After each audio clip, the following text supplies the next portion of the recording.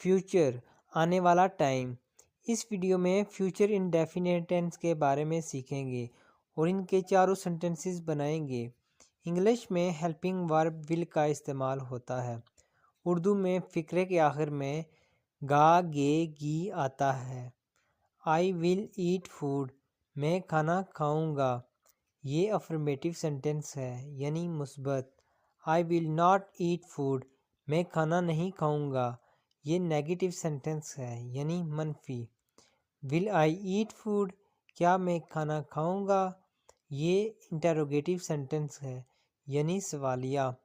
Will I not eat food, کیا میں کھانا نہیں کھاؤں گا، یہ نیگیٹو انٹروگیٹو سینٹنس ہے یعنی منفی اور سوالیہ بھی۔ اس پورے چارٹ کو سیکھنے کے لیے اگر آپ دل سے ٹینسز سیکھنے کا شوق رکھتے ہیں تو میری یوٹیوب یا فیس بک پہ اس ویڈیو کو لازمی دیکھیں۔